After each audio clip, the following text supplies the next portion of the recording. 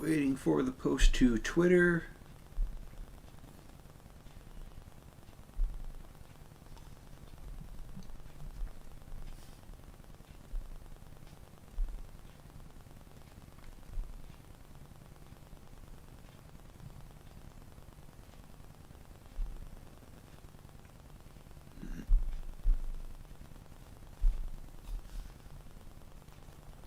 What a day, what a day. Only halfway over.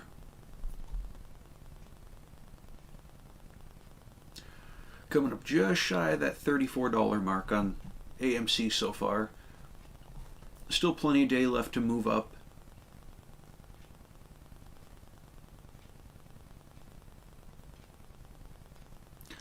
Prague is holding the upper channel nicely.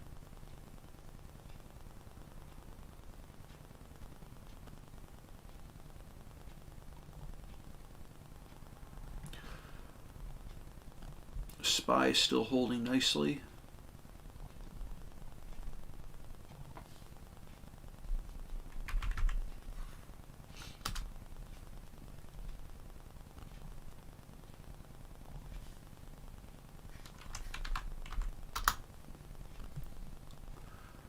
IWM catching quite a bit of a bounce back there.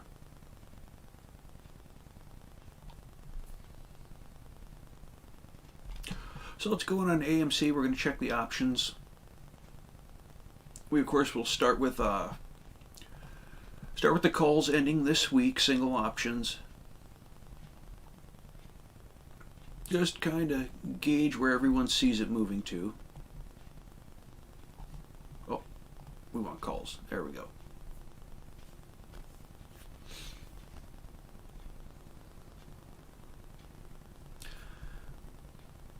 Again, we got the 35s and the 40s being the highest values. The low end is falling off. So yeah, we get a little bit of a run up and get that 35 by the end of the week. It'll certainly erase a lot of the damage that hedgies have been trying to pull. Hey, Pugnacious. How's it going? Pugnacious Simon. Did we get a name change there?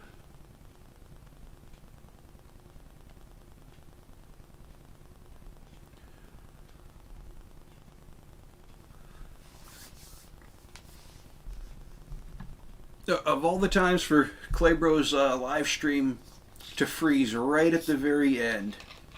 Hey, 214, what's up, man?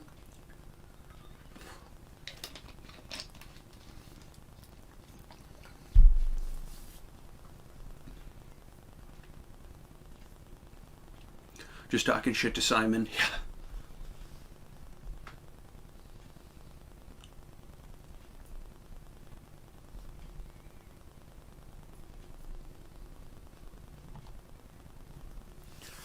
Man, all that green today, the entire market. So we opened up and it was looking like the major indices weren't going to be playing ball today. The Qs, the SPY, and the IWM were all down. A lot of movement early on. We can see it real good on the SPY. Let's get zoomed in here and drop it down to the 1 minute.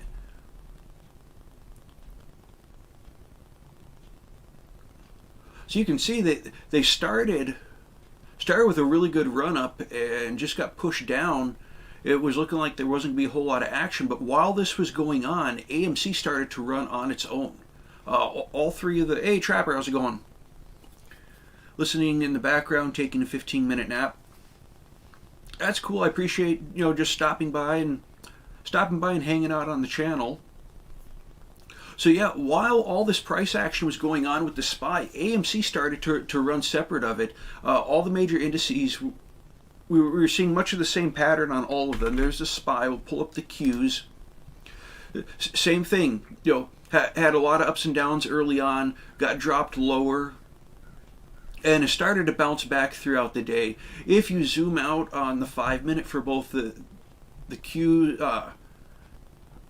for the Qs, the SPY, and the IWM, the Russell 2000, you can see that they all had this run up that started yesterday and kind of flattened out, and all three of them look to be channel bound with their relative strengths. Looking at the cues here, we're looking about the 395 up to just shy of the 400 range. So each one operating within their own ranges, they're running channel bound. Now the interesting thing is AMC had it set up and was looking to see if we held this channel for the possibility of getting into, starting to look at the possibility of opening up options contracts again, because with how far we got pushed down, the low end options were really dangerous, and the covered calls just, in order to get any kind of decent premium out of the covered calls, you had to lower your prices so low that it would take very little buying pressure stepping in to blow right through your covered calls. So, of course, I don't like to play covered calls unless we're closer to the 40 range, because my comfort zone's about the 40-46 on covered calls. So being down here in this low range, when we're in the high 20s, low 30s, it is just not a good time looking at the history, recent history of where AMC likes to operate. That is a really, really dangerous level to enter covered calls in. And sing a lullaby for Trapper, yeah. And on the low end on AMC, I have my comfort ranges. I like doing covered calls at $45 or $46 strike price on AMC, and I like the bull puts at the $34-35 range. Well, I'm not going to be pulling $34-35 bull puts when our price is underneath them, because those are auto losers in case they run up. Now, granted, if you think it's going to go for a strong run like that, so we're 9 days out on 9 days out looking at AMC options. We're going to drop down to the vertical, which is your bull put spread. Now, they always talk risk. That made you smile. Yeah, AMC, I'm going to touch on this here in just a moment, because I don't know how many were in when I was talking about it last night.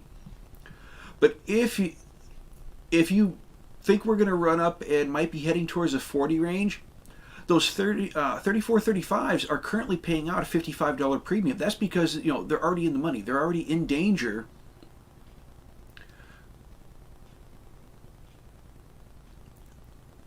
I don't know lullabies. 214. I can sing cadences for my daughter. So if you're tolerant to the risk, these 34-35s, which just bumped up to $60 being the mid-value right now, if you have the strong belief that we're going to return to the 40 by the end of next week, these are actually really good right now, but you are taking a ton of risk. Of course, you'd be dropping $100 premium per contract, which fits in the thesis, because the monthlies are wrapping up the week before a short week. So when Christmas week, the 24th, which is Friday, the stock market is closed. So all your options are going to end on the 23rd. You have one less day on this trading week. I'm anticipating a lower volume week. So if I was going to be playing any kind of options going into the rest of the month, I would be looking at stuff ending on the December monthlies. Just because of the lower volume week, we could see a repeat of what happened around Thanksgiving, with them really just, low volume, and the hedge funds using whatever money they had set aside to try and drive the price down. So I would be cautious on those, but it's still an opportunity if you're risk tolerant enough to make some good money on them.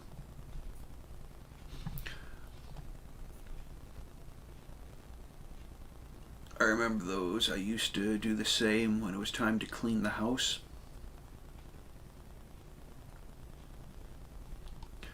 And if we look at Prague is still looking good, riding in that upper range. We are on the 30-minute right now. They had the one punch through that was yesterday. Huge spike. That would have, if you were looking at top tick to get out of any positions, that was definitely a good point for it. But as far as Prague, if you're looking to enter, we look fairly range bound right now. I am looking to I do have two different positions of calls for Prague. I have the monthlies ending Friday of next week, and then I had some long shots that I took uh, when we got that really when we uh, got this pullback. I actually went out and got some 550s for the week of Christmas, just because those could be a fairly fast turnaround. They were super cheap. They're at a relatively low strike price. If we see a run up to $354 this week on Prague, those are getting sold as soon as we see a run up, because those are just a little bit of extra cash before the holidays.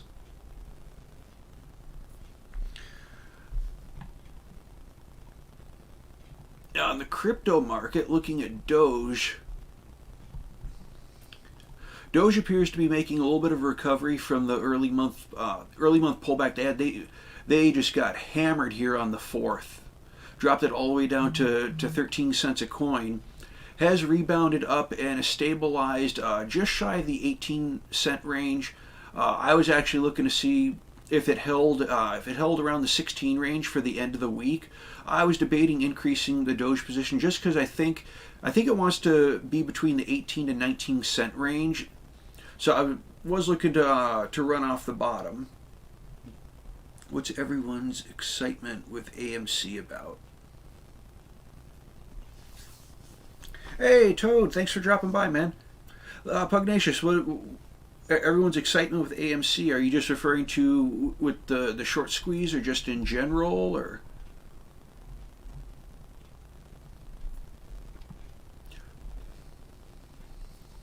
Because my excitement with AMC right now is that not only did we hold this channel, we've actually broken above it.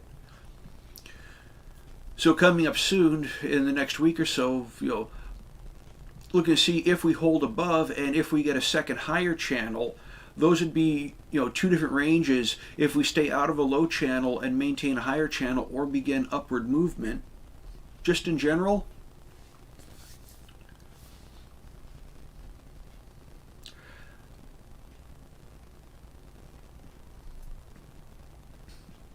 Oh, the excitement on AMC is just, I don't have the Ortex numbers, but a lot of it goes into how much of the stock has been shorted, and the people shorting the stocks have to cover.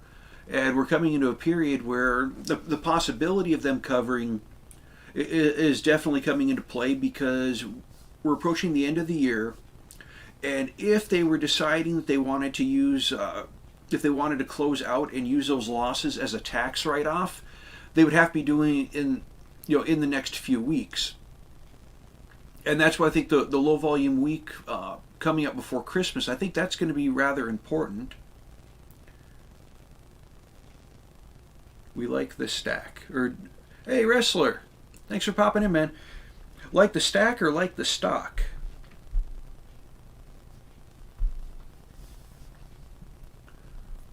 You always hear people talk about AMC's overvalued. The company's not worth that. The company's worth $2 a share, because that's where it traded at forever.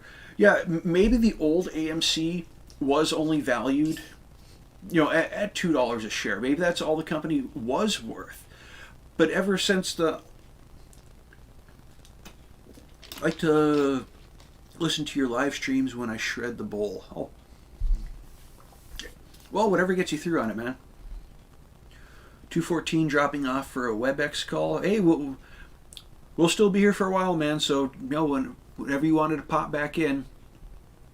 But maybe the old AMC, they always say when in doubt, zoom out. Well, yeah, we can go ahead. We can zoom out on the daily and look at the company before.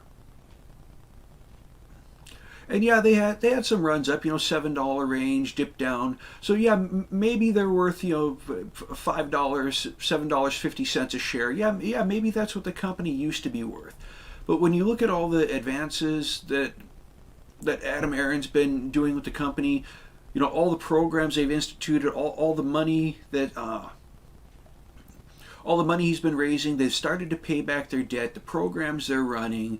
The AMC Connect, registering, shareholders getting popcorn, the acceptance of cryptocurrencies, the issuing of NFTs, the company is no longer, that's not the same company anymore. Once they started shorting the stock, once they started shorting AMC, and Ape Nation got behind AMC and said, no, you're not going to do this, and they started getting support. Man, I'm glad you clarified. Oh, skatebowl.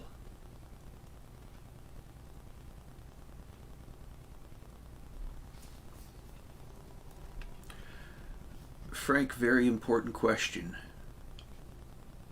Important question coming up right now.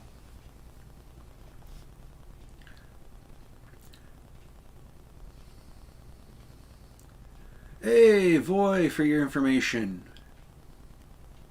Everybody, Laura says Voy for your information. But the company, this is not the same company it was a year and a half ago, or even a year ago. This company has changed so much, and the leadership of Adam Aaron and the support of Ape Nation, if all of us AMC shareholders, we are owners in the company. This is our company. And that's I love them putting out the NFT for AMC. We own this company. We are the owners of AMC, and that's a big difference. Voy means she is leaving in Spanish. Oh, but the value of the company has changed, and that I support the AMC is fundamentally, not even taking the short squeeze into account. Looking post MOAS, I still think AMC as a company would be worth about $28 to $30 a share. Just looking at the way it's performed and how it's holding up, and once they're out of their short positions, we own TF out of AMC. Yes, we do. But once the short squeeze is over and they have no reason to push the stock down, because they're fighting because of how much money they stand to lose, and they want to push that stock price down. Well, once all the shorts have covered, or even just a vast majority of them, and it's no longer being shorted 85 million shares. Looking at the company at that point, there's no reason for them to push the share price down, which at that point I think will stabilize in the 28 to 30 range.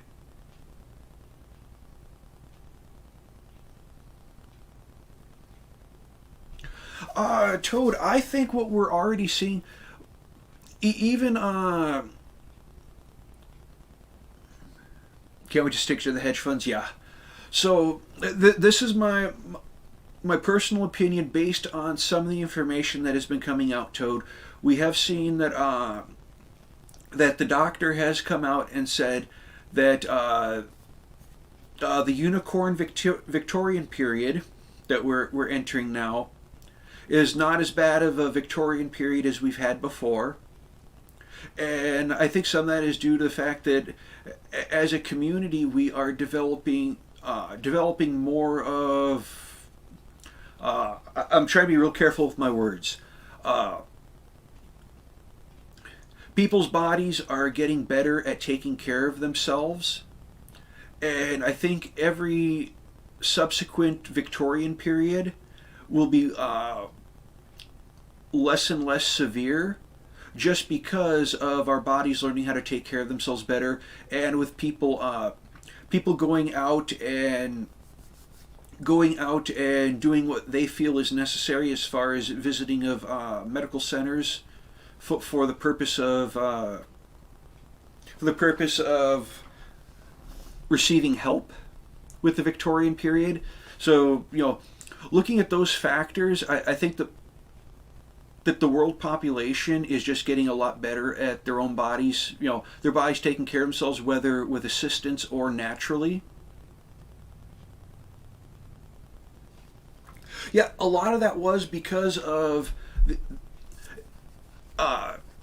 the unicorn, in combination with the scaling back of the bonds from the Fed, elections and everything. With everything going on, in regards to the Fed and the SEC and the unicorn Victorian period, all of those combined, plus we're in a lower volume part of the year. Retail sales, if you look at stocks, well, let's look at some of the actual, retailers for the actual purchasing. There we go. We'll look at Walmart. Even Walmart, we're in the holiday season. Everything, retailers should be making money hand over fist. Yet, as we see, so right here we've got the Thanksgiving break between the 24th and the 29th. That was Thanksgiving break. We had the fall off. Even going into Black Friday, we didn't see. Are my dates correct? Yeah, I think my dates are correct. After Thanksgiving, we're still seeing a fall off in a part of the market where we should be seeing huge gains. So this was just that steady push down. The entire market was affected by this. And it was not only dealing with the unicorn Victorian period, but it was everything going on with the Fed. It was low volume. It was a seller's market, and as you can see, we can jump over to the SPY. Jump over the SPY. We go back out, and real chaotic, and then we're getting that pushback. So I'm thinking that a lot of what we've been seeing as far as the market pullback, I think a lot of that is coming to a close until the next season opens up. But the market has bounced back pretty good against all this. Sorry, got a notification there. Let me turn down the volume on my computer just so that won't happen.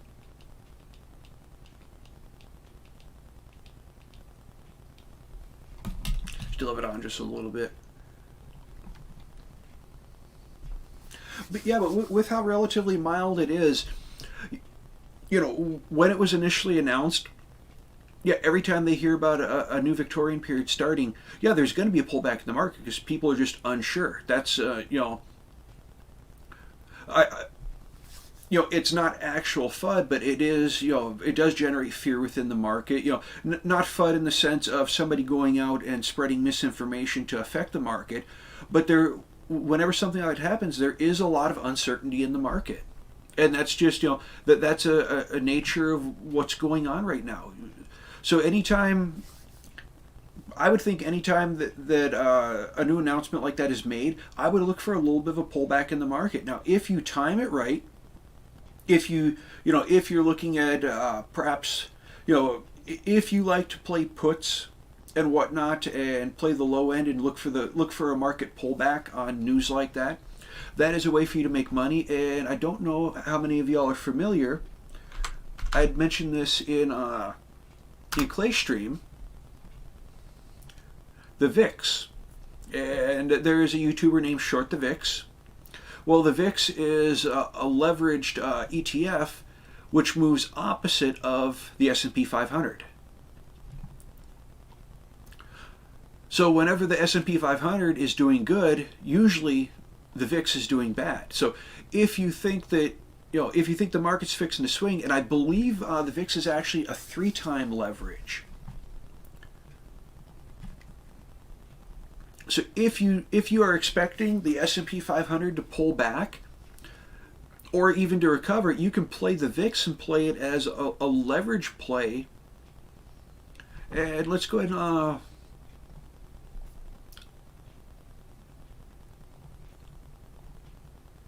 why am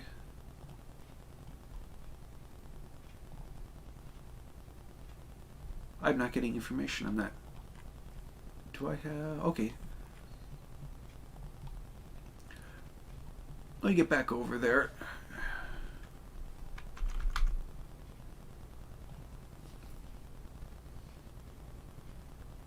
Exactly. Yep, exactly.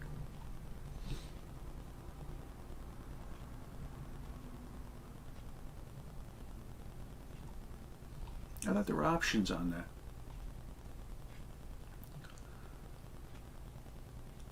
But with the VIX, you can day trade and swing trade. If you know, or if you're expecting a market pullback, and you decide to go out and play the VIX, that's another way you can try to anticipate the market. Because as we look, we're on the 5-minute chart. So going back to the 8th, the VIX is had a pullback the whole way.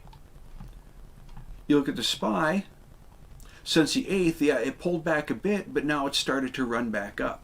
So that's another play that you can look at to kind of look at undercutting the market depending upon which way it's moving. How are we looking here? Oh, we were...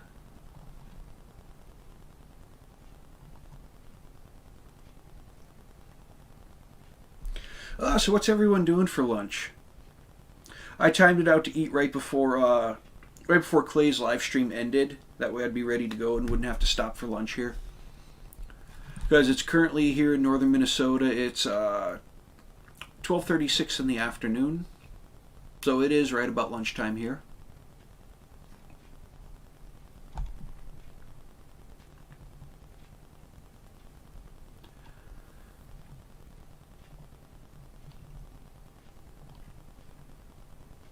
Yeah, but I think AMC might be on an upward rise, and we might be in position to start. I might be in a position to start opening up options again. It's just with how far AMC fell when they got pushed down. It was I actually did lose money on 34.35s last week. Literally, it was with the market getting pushed down. I already had them before it started. So really, there wasn't anything I could do except for try to minimize my losses, and that was exactly what I did. I tried, I timed it as best I could. We had a little bit of buying pressure step in, and tried to recover as much of that loss as I could. And so now I'm just sitting back waiting for the options market to get agreeable again. Because let's see, let's go out single options calls.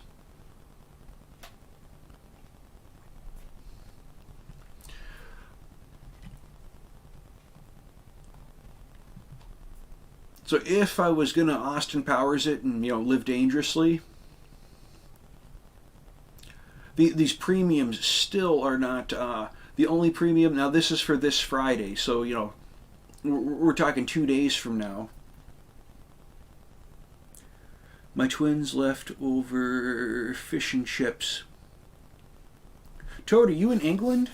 I know I probably asked that before, but I know fish and chips is a popular meal over in England.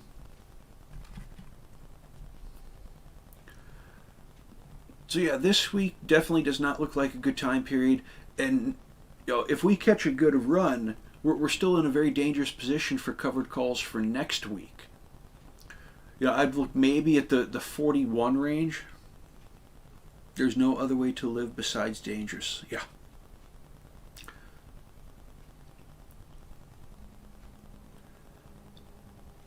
Fun mimicking AMC. All right, let's jump over. We can look at fun.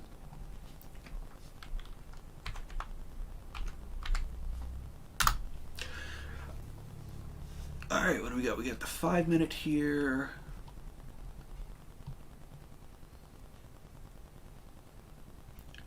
Yeah, that is fun is fairly similar.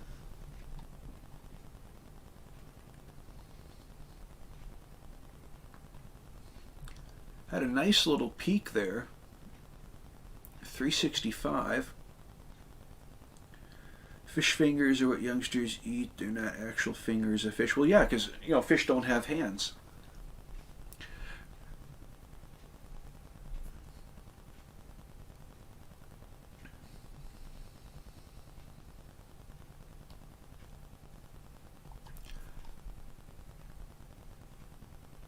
Yeah, fun had a nice little run up from open.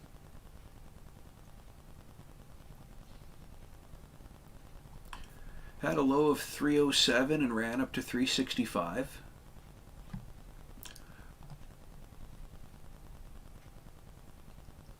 Single strikes 9 days out. Let's see. I want to see what fun has looked like a little bit further out. Let's hit the 30-minute chart here.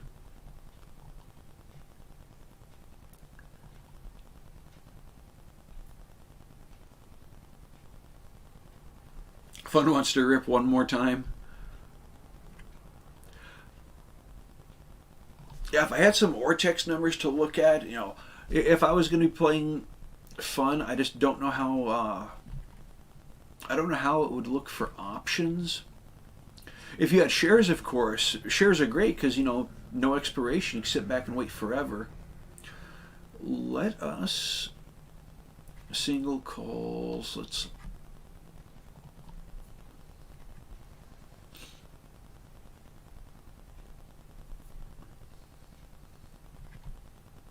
Those are a little spendy. Let's move back up a bit.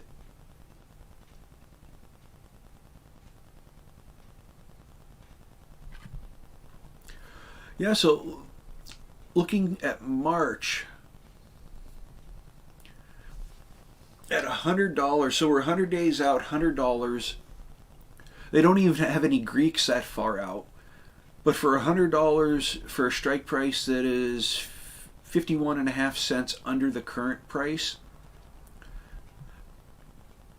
If you had some spare money and if the risk was worth it, you could definitely jump in. And these $4 calls 100 days out, those don't look that bad. Check the Januaries here.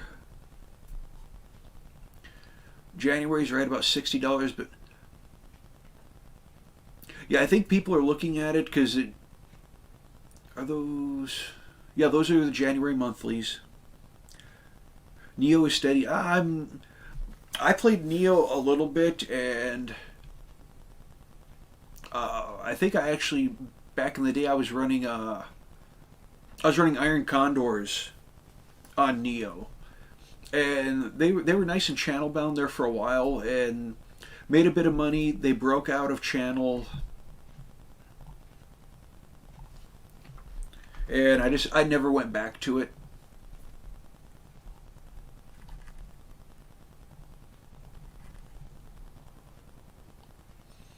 Yeah, they're all over the place. Downward push.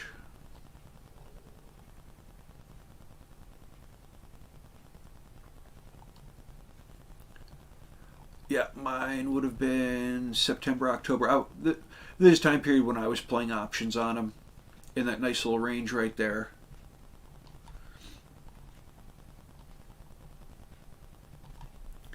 I thought Neo. I haven't heard anything about Neo pulling off the market.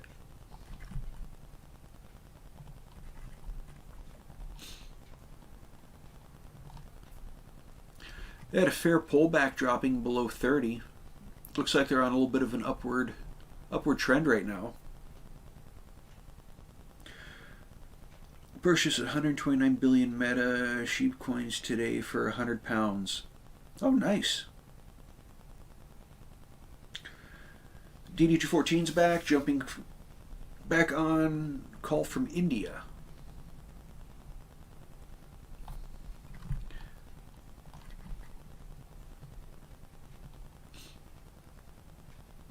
Yeah, Neo's got the same trend, a little bit stronger than AMC right now.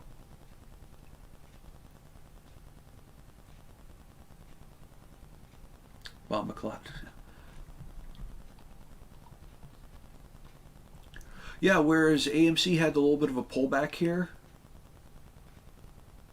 Pullback and steadied off. Neo just continued an upward trend.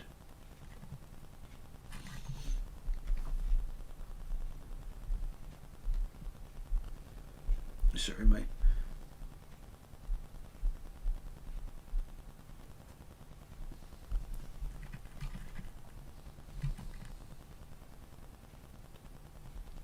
Yeah, but looking at the market today, not a bad hump day at all. Looking across.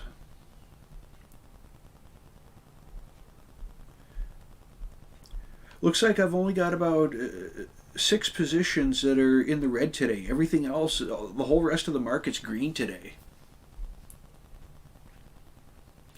I hope Neo doesn't pull back. My Neo average is 61.77. Yeah, that is a rough average to have on Neo.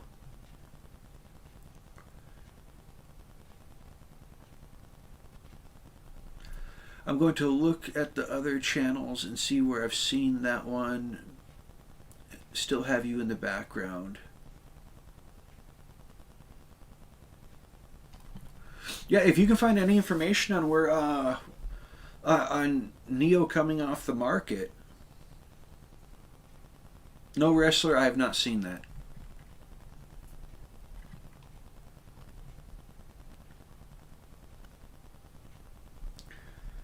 In fact, let me.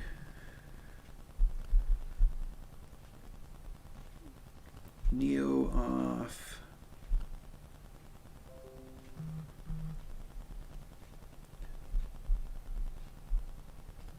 Neo off stock market.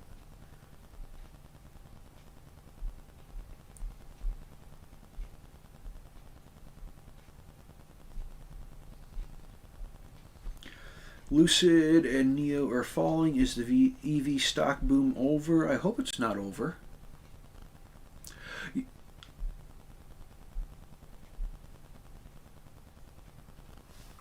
Yeah, 214. Trying to get clarification on that. On if it's coming off the stock market. I'm not seeing any. Most stuff I'm seeing is talking just that Neo and Lucid are both having their stock prices come down, and just people questioning about how the EV sector is going to hold up.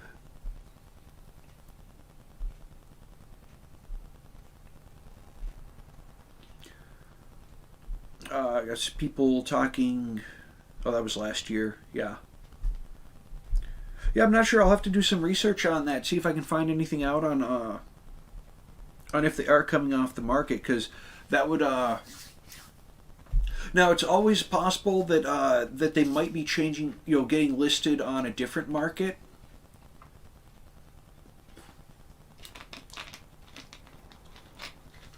I think around the world, I think there are seven major markets out there. So it might just be that they're might be moving to a different exchange, like the Chinese exchange. I know Australia has an exchange. It just might be that they're moving to a different exchange. I don't think it's similar to what's that Farmy that's fixing to that may end up moving off of the New York Stock Exchange, that they're going to get delisted. But looking at the value of Neo, I think they're well above any danger of getting delisted. So if they are moving, it could possibly be a voluntary move. I know Toyota plans on doing all hybrid vehicles for 22 and 23. Yeah, there's I can see a lot of companies going to hybrid vehicles. The problem is with how much money there is in crude oil. I don't see moving completely away from fossil fuels in the vehicle. As far as vehicles go, I don't see that coming up anytime soon, because so many people have their hands in the cookie jar of the oil companies. So they're going to protect their interest, and you could possibly see increased tariffs, increased taxes. They'll give you tax breaks, of course, on your returns and everything for being green, but you'll see increased prices everywhere else to make up the difference on it, to kind of show you we're going to give you a 15% discount after we mark everything up 20%. There's always a possibility that they're gonna make it look like you're getting a great deal, but they're gonna price in their profits, on the front end before you even see, before you even pay for it. So yeah, hybrid vehicles, EV vehicles, it's a market that's not going anywhere. But to say they're going to completely cut out fossil fuels, I don't see that happening. But yeah, if Toyota's going to start doing that, that's certainly be great for the industry. Especially, being here in America, I know that both the Tundras and the Camrys are made here in the States, or they're factories here in the States that turn out those vehicles. The oil industry has had a big hit the past 2 to 3 years. Can't imagine in 10 years. Yeah, we can. Well, let's bring up USO. Uh, if you are looking at getting into anything in the as far as the as far as the oil market goes, do know that USO is a master limited partnership. If you invest in USO, you will end up having to fill out a Schedule K1 form when you do your taxes. It will give you a little bit more work to do on your taxes at the end of the year, or for next year's taxes.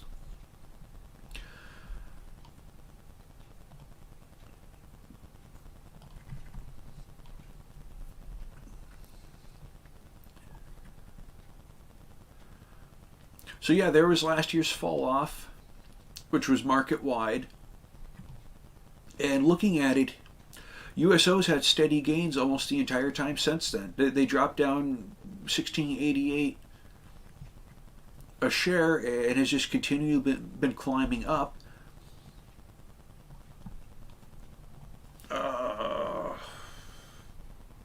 CVX? Yep, Chevron CVX.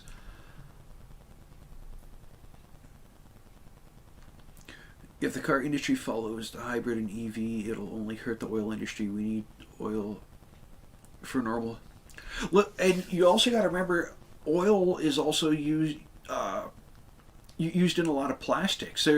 It's more than just it's not just gasoline. It's not just motor oil. Even the binding agents that you use for like aspirin, like for pills and stuff. The binding agent is made from hydrocarbons.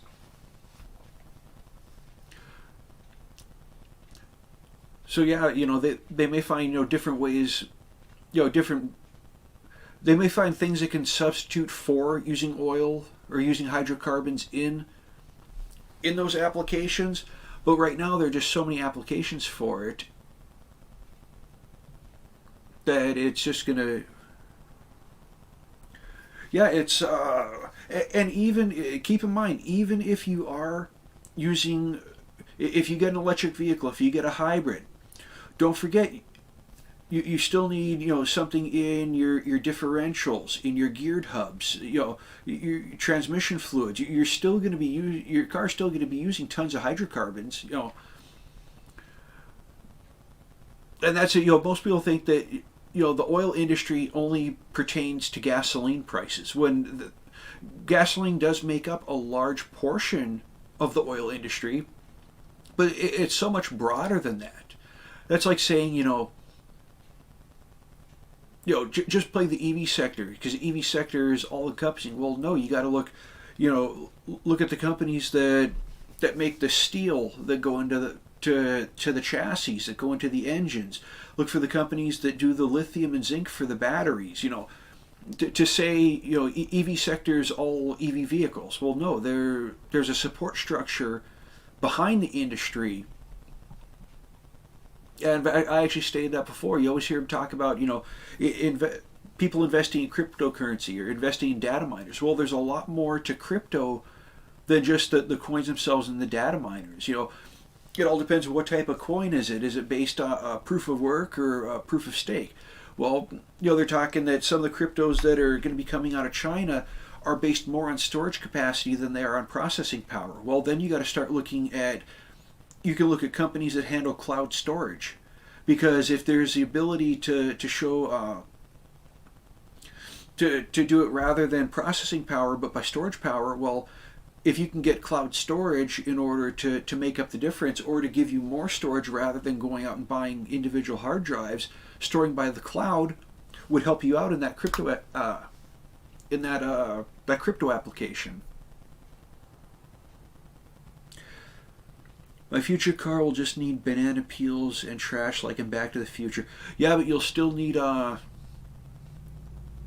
was just to power the flux capacitor. It still ran on internal combustion engine.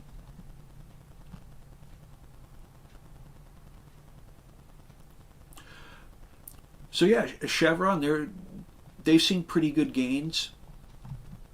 In fact, they actually recovered fairly quickly after the initial fall off last year. Bit of a pullback and started moving upwards again. So that's Chevron. Let's check Exxon. Yeah, same thing. So the oil industry is still in a very good place right now.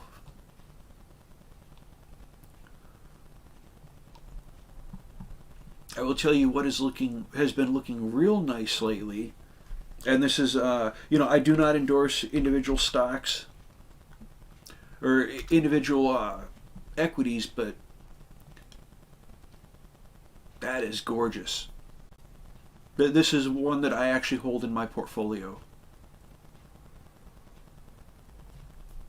And as I was saying, if you're looking to get into if you're looking to the infrastructure that supports the EV, the electric vehicles, well, those batteries, they got to get lithium from somewhere to make those batteries, and there's a prime example. As EVs picking up, they're going to need more and more batteries out there. Two of the better ones that I've looked at are LAC and SLI. These are actually the lithium plays that I hold. SLI's been seeing a little bit of a pullback. EV will pop in 5 years. Yeah, Wrestler, I think in the next 5 years we will see a great increase in the EV sector. Now I do see I see a lot of support coming to the companies that not only make electric vehicles but also make the hybrids. Because a company that does both, people are still gonna the oil dependency. People are still gonna want still going on regular cars. Some people just will never move over to the electric vehicle side when it comes to buying cars, and to take a company that makes both EV and hybrid, those are the ones that are going to really, really come out on top of all this.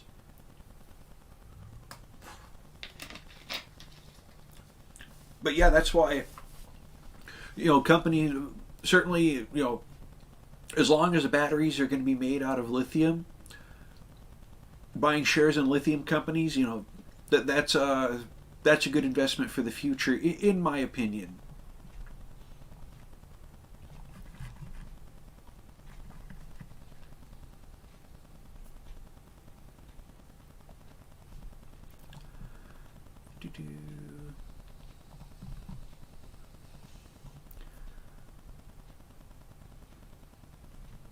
How are we looking on likes so far? We've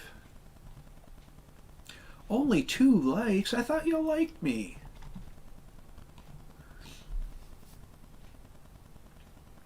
Where can I find companies like LAC and SLI? I want to get into those, and charging stations.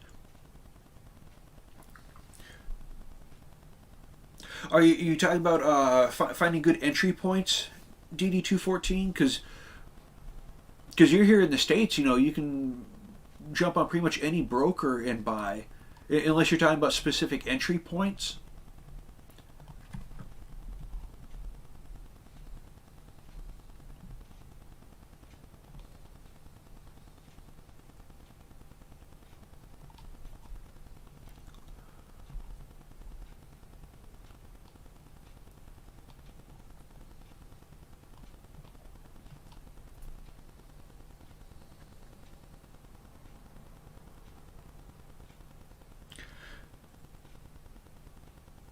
Companies to invest in. Well, yeah, a lot of these I just looked at knowing that a lot of the batteries are lithium batteries. I just pick a part of the industry that you're interested in. What do we got? I think CHPT. If you're looking for a company, yeah, ChargePoint Holdings. Ooh.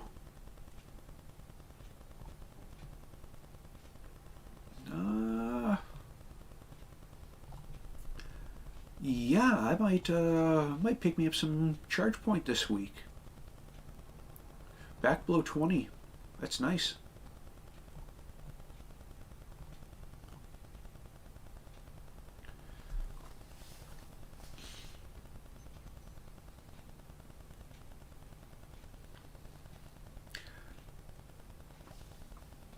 uh, 214.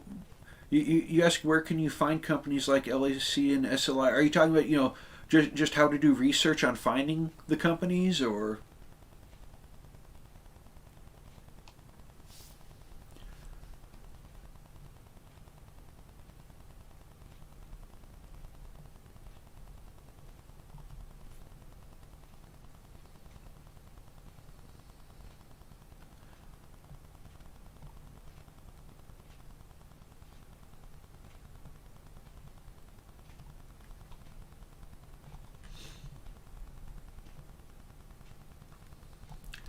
That's why had two really high drop offs there.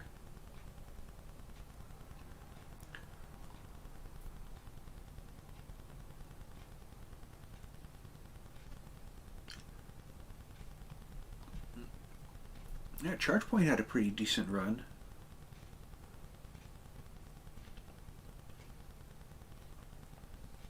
Companies in that sector, so I can research them.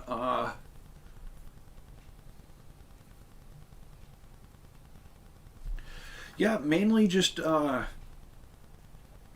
for some of that for doing research.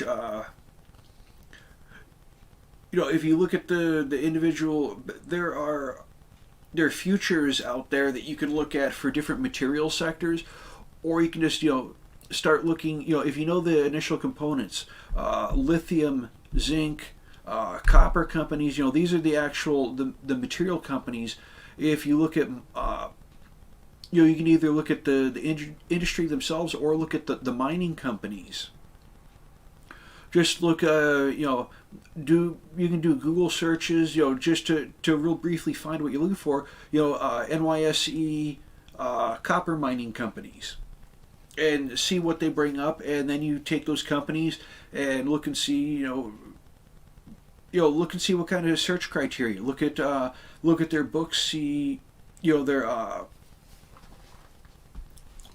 check their earnings reports, check and see, how much free cash do they have, their credit to debt, how much debt do they carry, their expense ratios, do research on their numbers just to check, and also look and see how they compare to other companies within their own sector. Because it's just like the same thing. I'm in. I have two different uranium companies that I'm in. When I started doing my initial research on which uranium companies, because I was looking initially to get one, and I think I had a list of like 6 or 7 different uranium holdings that I was looking at. And when I narrowed it down, I was trying to find the best one, and I ended up grabbing 2 of them, and I was like, well, I'll hold both of them, see how they both perform, and I'll just dump the weaker. Well, when I did that, come to find out, both the companies I picked, neither one of them was weak. So I was like, all right, well, I'll go ahead and grab both of the companies, and that way, if one of them misses on earnings, but the other does good, it'll still balance my position out. That's the same thing. So for both uranium and for lithium, I own 2 different companies of each.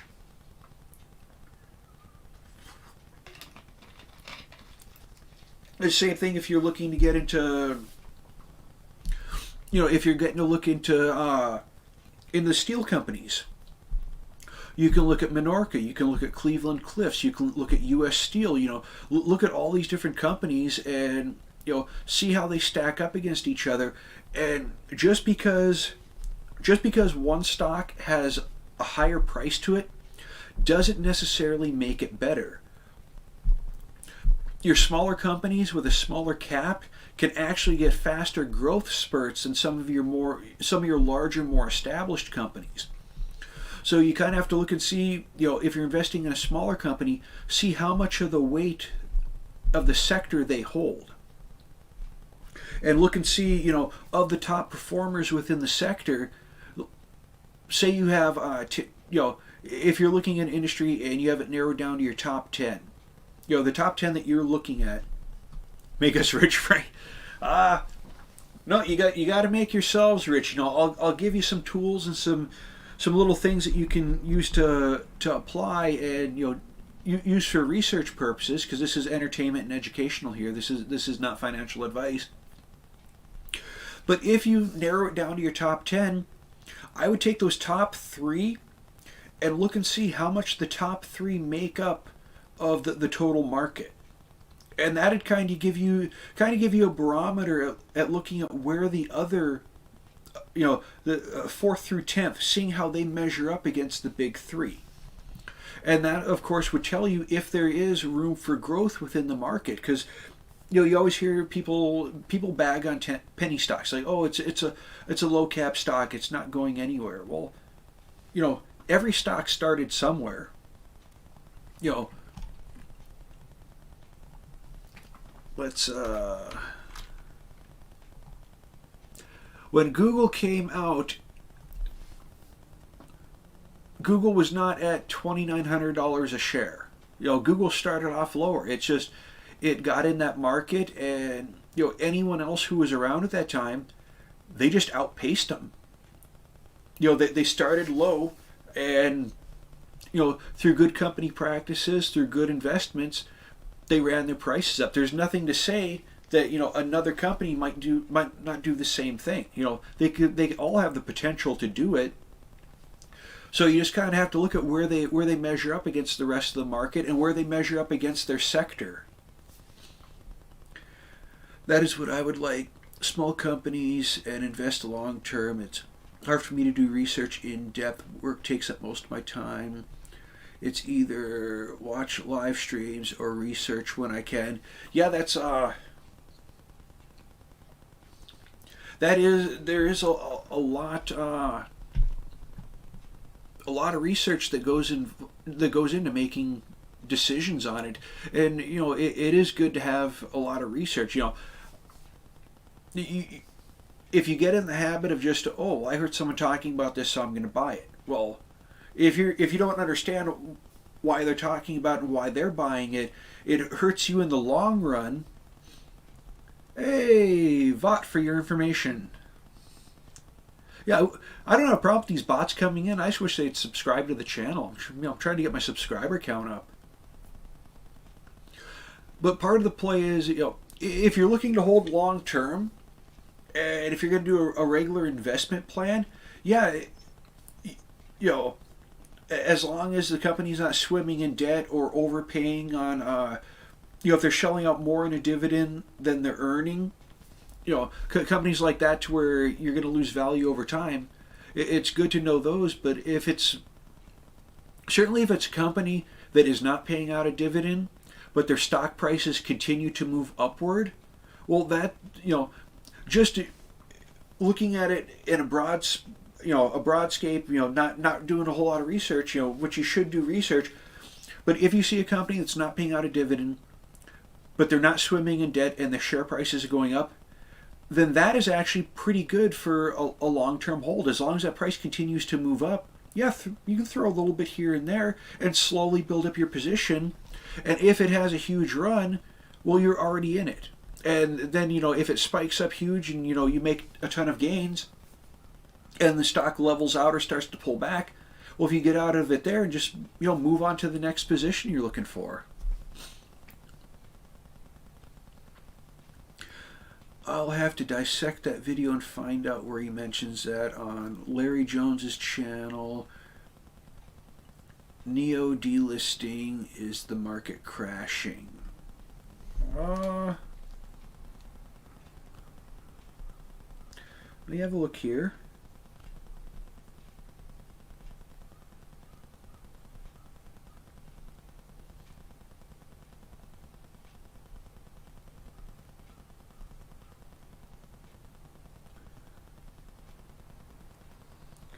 Neo and its EV peers.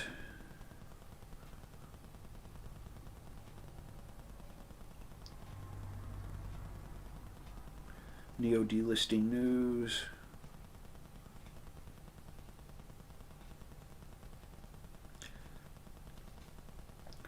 I am seeing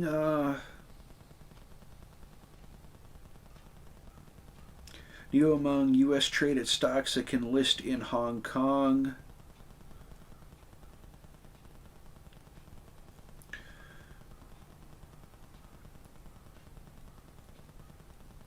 Okay, I'm seeing something about DD, DIDI delisting. Let me kind of have a look there. Doing research on the fly here. That is what happened to me in the beginning. Uh, as far as checking individual stocks, 214.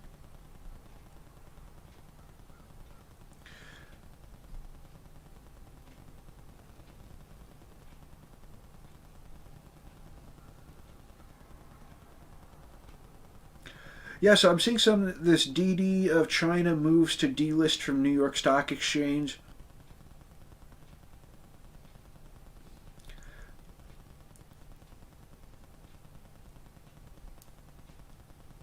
So are DD and Neo, are they, do they share the same parent company?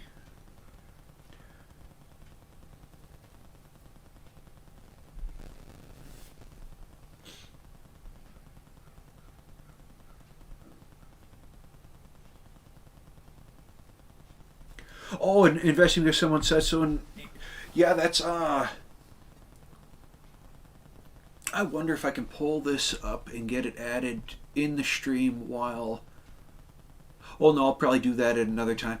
I went through and I went through and started researching sector by sector when I was putting my portfolio together, and when I was looking at it, going off the sector list. This happened a while back and still holding them in the red. Now, are these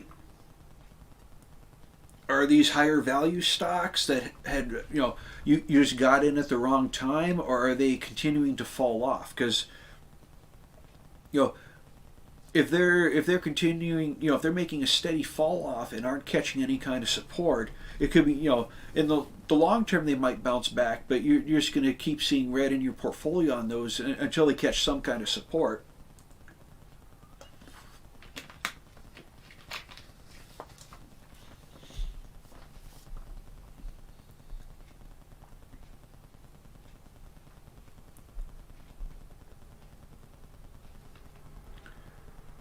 You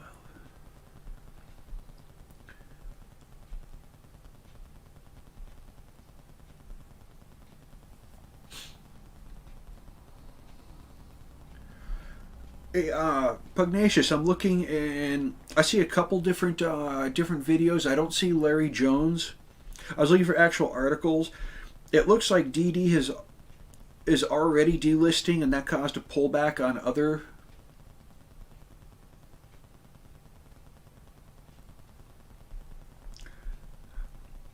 Uh, Alibaba, Neo, and DD. DIDI is the ticker on that other one. Let's see if that's actually still in here. Yeah, DD Global. This is the one that.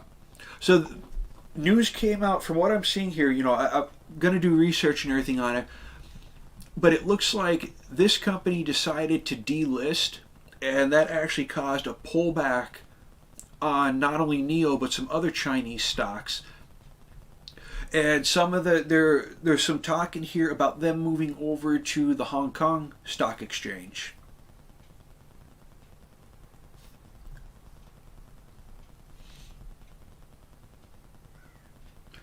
Okay, I'll look on the fly as well. Yeah, there. So, uh,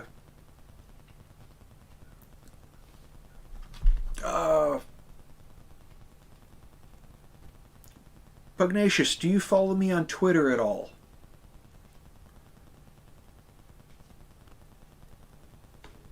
Oh, turn the volume down.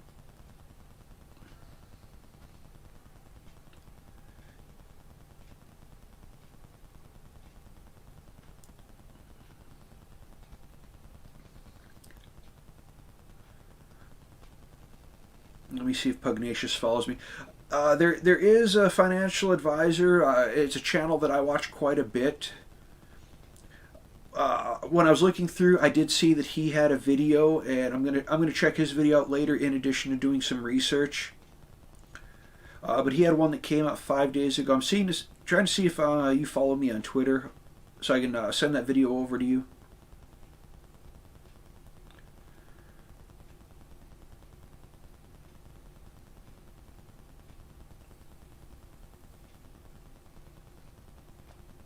Let's see. Are you on Twitter, Pugnacious?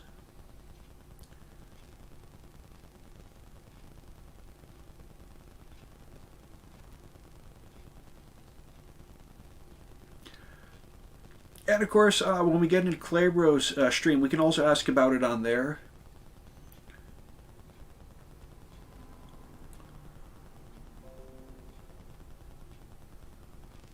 Oh. Ooh.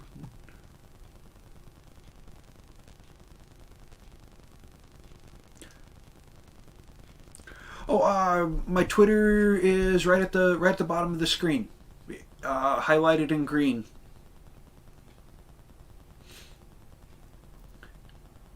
Okay, so it was a clickbait article, yeah.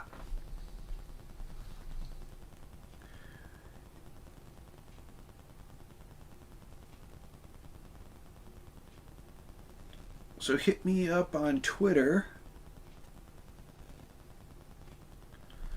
and I'll actually shoot that video over to you. And this guy's actually pretty good also.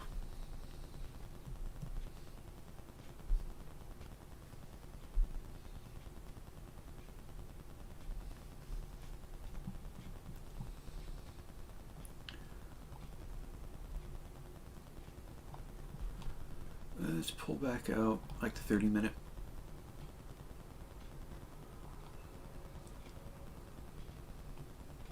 Yeah, I don't see why, other than being a political move, I don't see why DD would pull off the New York Stock Exchange.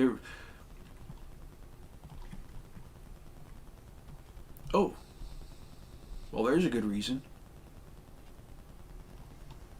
So it looks like they only listed back in July. Yeah, anything going on with that? That looks like it might be a political move. Just tensions between the U.S. and Chinese governments. They got listed higher than they should have been from the look of it, because they fell into nice little channel between $10.50 and $7. So they had a pretty good range in there. Okay, just followed me.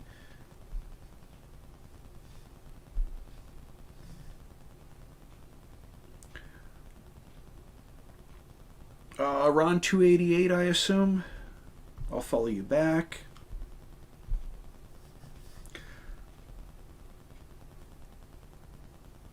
And I'll go ahead and shoot this over to you real quick.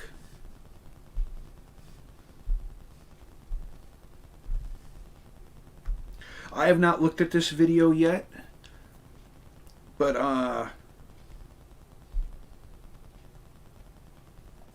I'll probably end up watching this one later on, just because it might have some good information in it, so it might be worth watching.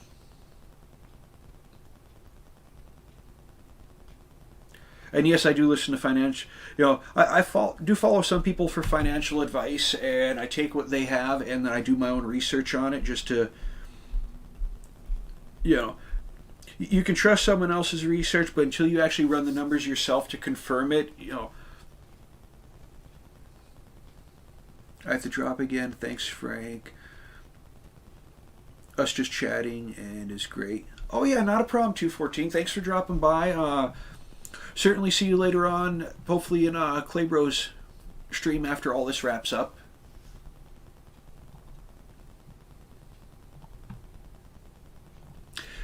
And 214, if you want to say it with me, say it with me. Hope you have a wonderful day. Claybro's stream freezing right as he was signing off for the day. That was... Hope that each and every one of you have an awesome day.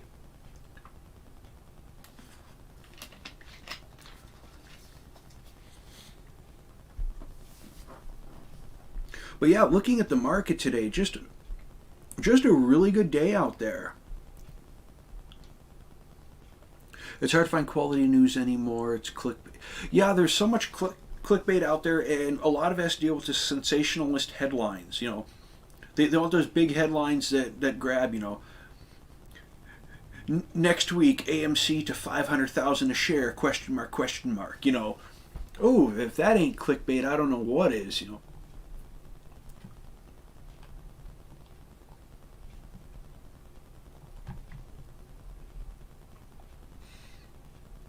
Hmm.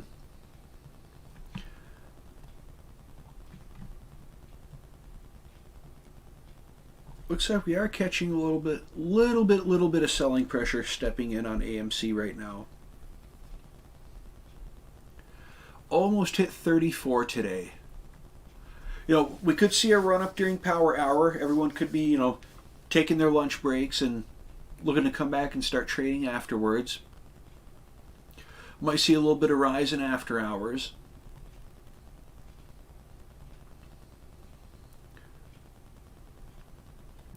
Granted, we are. God, I hate comparing one day to the other.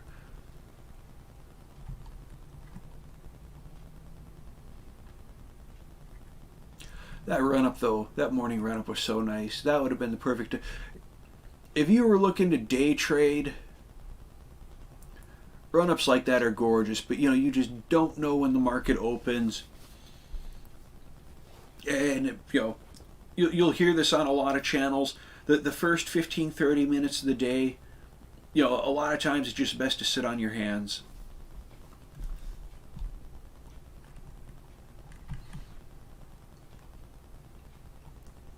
Because that early morning volatility can really, really hurt you. So what do we got here?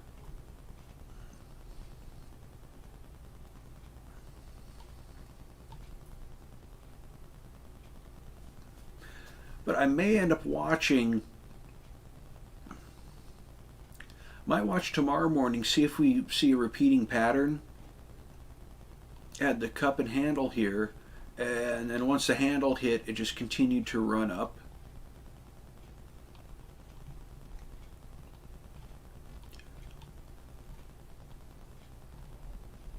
But I am liking that we're holding above that channel.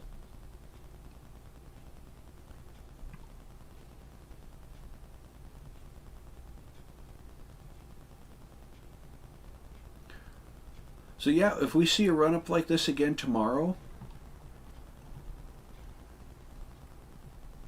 that would definitely be good news going into Friday. Because another run up like this, and I think that at the end of the week we will close out above 35. If we keep seeing, even with the pullbacks we're seeing later on in the day, I think our run ups might get us over the mark. When I was trading stocks, I would dig for news on my phone and waiting to see what the market performance might become.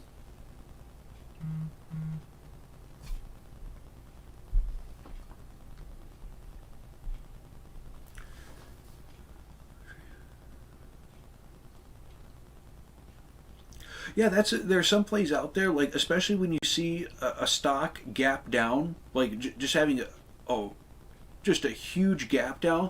It's always nice to dig in and to see if you can find out why the stock gap down. See what happened, if it was something in the business model, a fundamental change. Did leadership change? What was it that caused that stock to? Yeah, silence. Yeah, but I'm not using my phone as a camera though. But yeah, there's some I like to see when something changes. I want to know what's going on, and sometimes it could just be bad earnings. Peloton, PTON, yeah, PTON. Peloton's having a nice recovery. It was on the 30-minute, yeah. Peloton was a classic example. Huge fall off, and then got pushed down. I'm waiting to see if they get any kind of real buying pressure stepping in. I mean, it had a couple nice short runs, but these runs are more towards the day trading variety, not like the buy and wait for it to start running up on you. Of course, now it looks like it's really catching.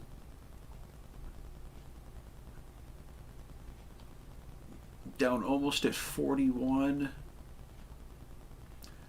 and ran up to 46.32. That's nice. Yeah, Peloton's looking real nice on the day. Yet again, this almost mirrors what we're seeing out of AMC.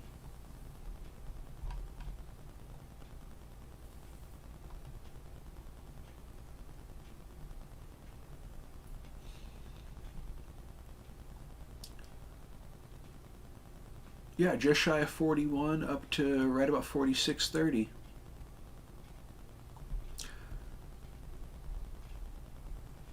Yeah, it's funny. It was I think it was like a week and a half ago. I was on looking at this one, and Trapper was asking about the gap up, and told him same thing. I'm just looking to see if any kind of support steps in, because I can't understand why they fell off like they did.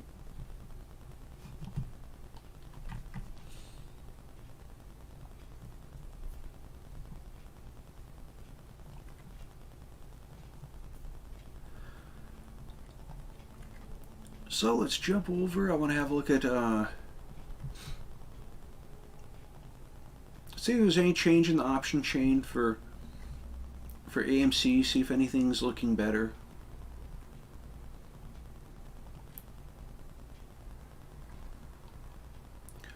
So those 33, 34s are back down to 55. They did jump up to 60 for a short while.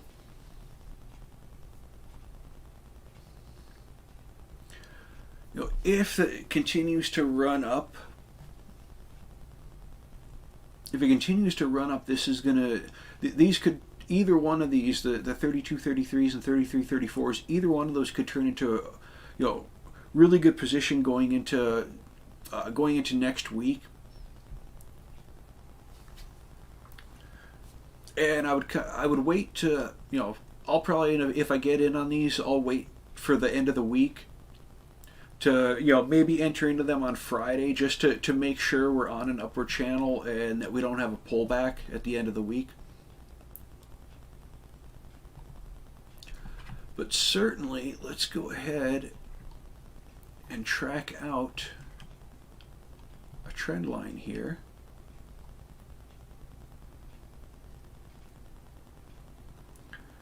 Changed my Twitter handle for a minute to be smartass with Claybro. Well,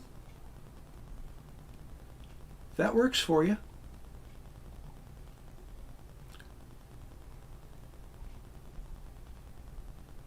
Oh, okay, I can move that.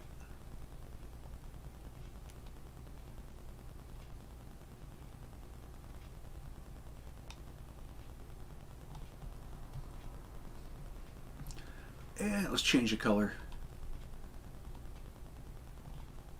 Oh. Is that the color I'm already on?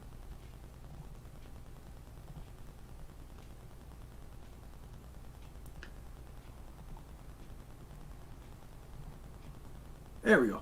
We'll do a golden trend line there.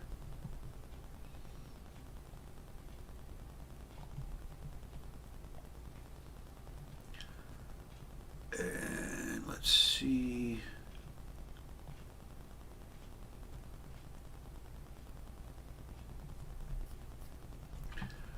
Let's get another, because lines are fun.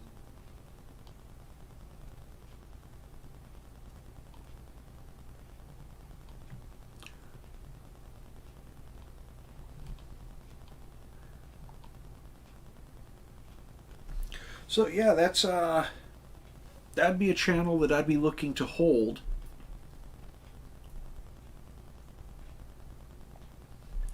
So the 10th is,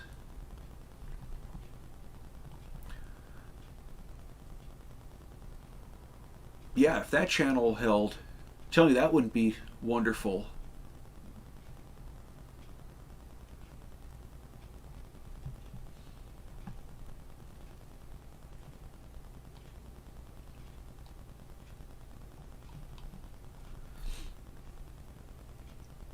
Yeah, I'm definitely a fan of that channel right there.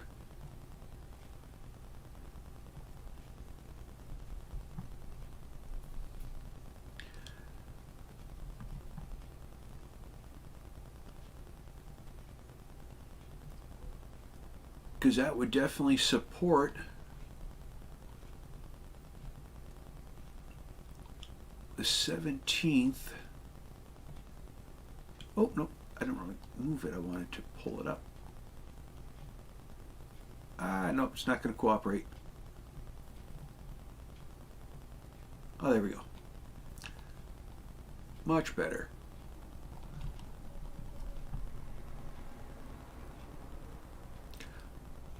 Yeah, I can handle us being closer to 44 by the end of next week.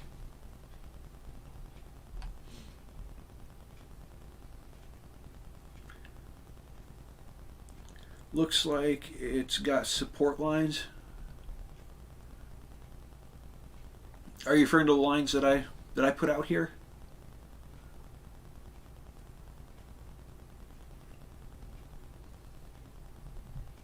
Because we already, now support and resistance here.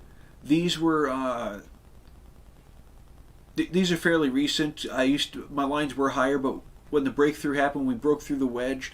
I did have support lines done up with the wedge, and when we had that push down and blew right through all that, I just deleted those because we weren't going to get back in that channel, and that's what I've been waiting for, is to see if a new channel develops. So hopefully this will be the trend that we're looking at.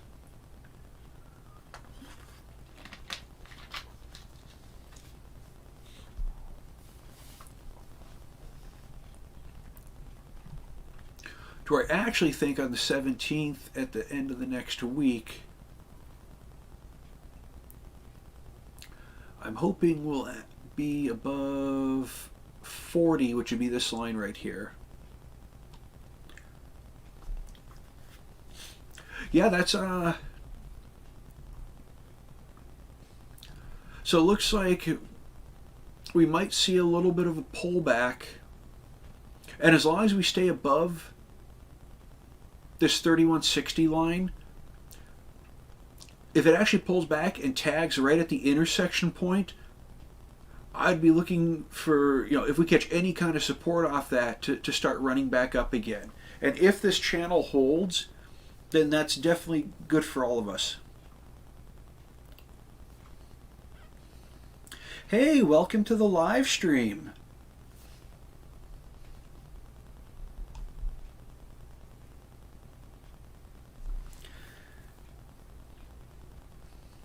Well, you're the only one everywhere.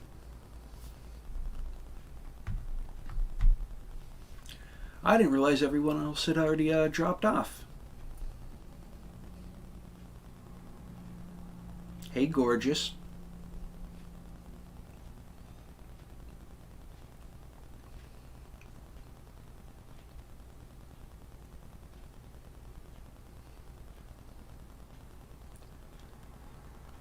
Now you got me all blushing in here. Yeah, we were just going over some research. Oh yeah, Pugnacious is still here.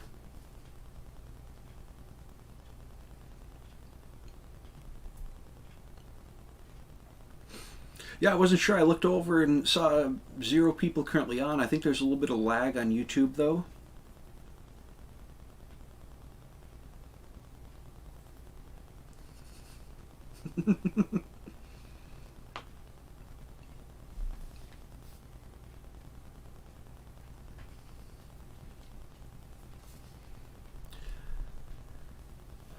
Oh, my ultimate crush.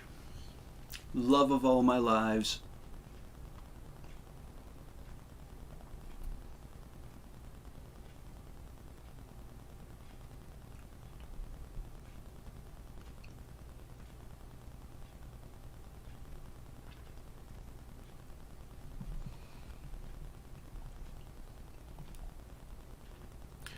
But Pugnacious, if you are looking, and this is something that I might be looking into, as I stated, we're coming up on the end of the week, but if we catch the bounce off this intersection point where the ascending support line is, along with the upper support level that, initially it was resistance when we were channel bound. With us pushing through resistance, if this holds up as support and we follow the ascending trend line, then this could be the push that takes us into the 43 to 44 range at the end of next week. And those would be the key levels that I'd be looking at. Looking at single option contracts on the call side of the house. That is for next week. Looking at this week, the numbers are leaning towards us being at the 35 range at the end of the week. And if we look at next week, we got a large implied open interest showing that the market is accepting of us being back at 40 at the end of next week. The trend line showing we could be up in the 43 to 44 range. So if you're looking to get into options, if you have enough for covered calls, that's when the 46 range may open up nice, and if they collect a good premium, that would be one way to look at it. And also for the monthlies ending next week, if you switch over to the vertical, to the bull put spread, it would actually validate both these prices if we get that push up to 40.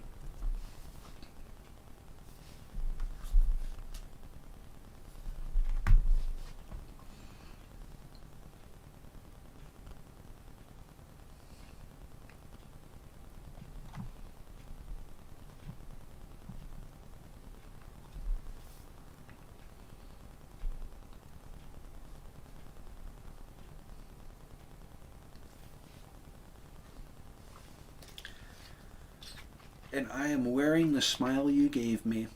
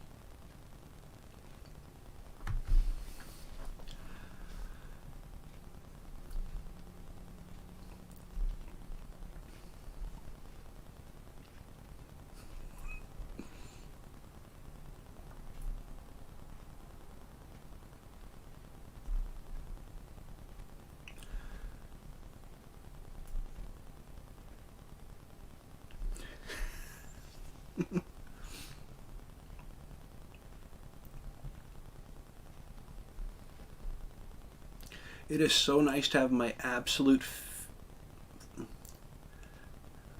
Vask.tech. No, it's okay. I'm just trying to get over how much I'm blushing right now. Oh. Hey, Pugnacious, I'm going to go ahead and wrap up the live stream. I'll see you back in Clay Bros. Look like we're just a little bit short of 2. I want to thank everyone for stopping by and visiting.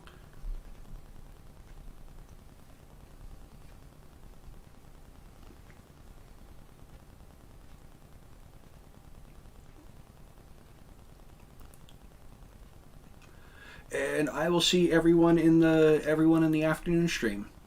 Thank you much for stopping by. Hit the like button if you haven't already subscribed, and if you can, it's appreciated if you can get the word out on social media. Oh, hey Danelle, thanks for stopping by to hit the like button. I'm actually just wrapping up the live stream and saying that I'll see everyone back over at Clay Bros. But thank you for stopping by, and hope everyone has a good afternoon, and hopefully we all make money in the market. So if you want to say it with me, say it with me. Hope each and every one of you have an awesome day.